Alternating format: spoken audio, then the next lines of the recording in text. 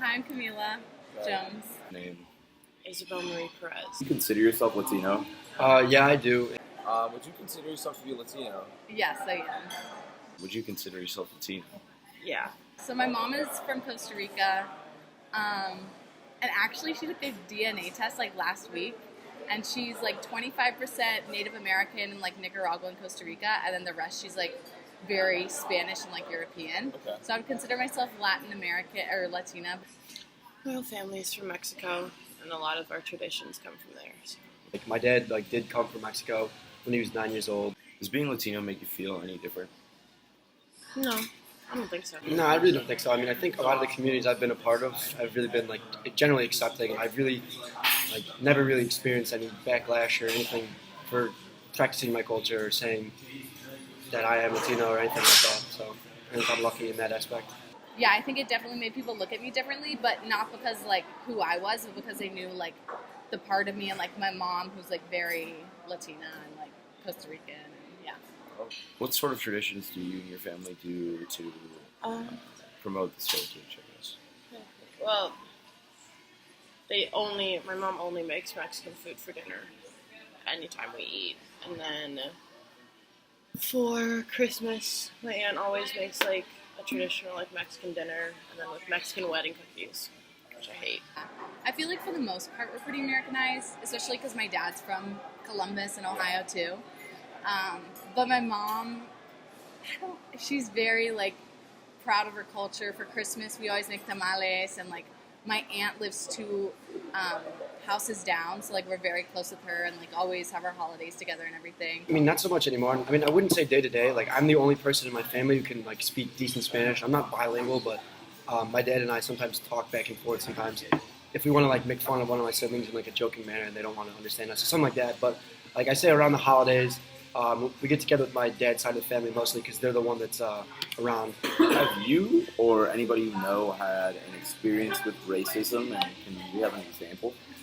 Yeah, I have never experienced this, but in my high school, there were actually a lot of Latino people from another town, and there was a huge incident over something on social media.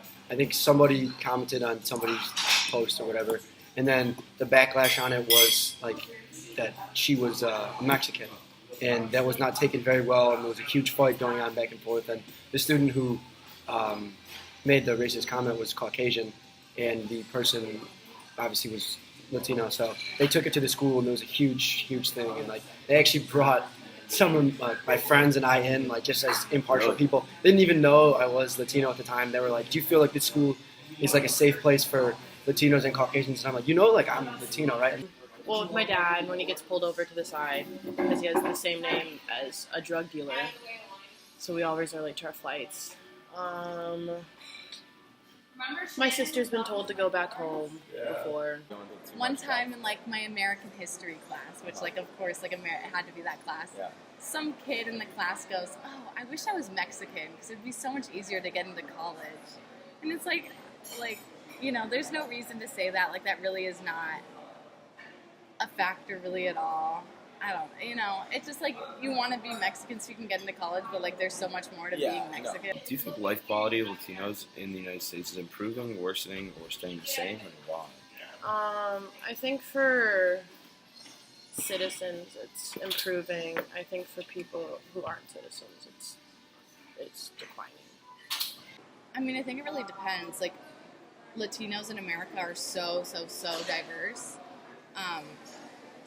that from skin color to culture to religion, like I don't think that you can really define. I don't think I can really like say that it's getting better or worse, because maybe for some people it's getting better, but like for other people obviously it's getting worse.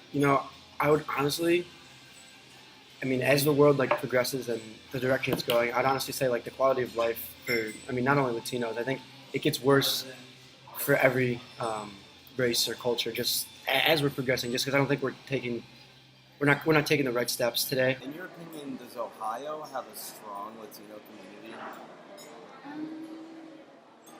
I think in some parts, yeah. Have you ever experienced it for yourself? No. I live in suburbia, like Columbus, Ohio, and yeah, I have like my family, and they're super close, but I wouldn't say that we're a strong part of the Hispanic and Latino community. I'd say like the small sample size I have, I'd say Miami's a great school. It's super accepting, and I definitely feel really at home here. I would say it's kind of, I don't know. Compared to Chicago, it's not, but I know there are groups from different regions in Mexico that we've met. They're not as like widespread or large, but I think when they're there, they're like pretty strong. Last question: do you think there's like an overall issue that is really affecting the Latino community? Same thing or different? I would say the drug problem, not like the drug problem back like in Mexico. I know that's a big deal for our family because we've had family members like killed and kidnapped because of it. So I think a lot of people are more worried about than they talk about in America. I mean, I would kind of say DACA for sure is like a big one, but also like Puerto Rico, like the situation that they're in currently. And I heard that like a few days ago there were like riots and things because they still don't have all their resources back, and they are a part of like the United States basically, and they're citizens, but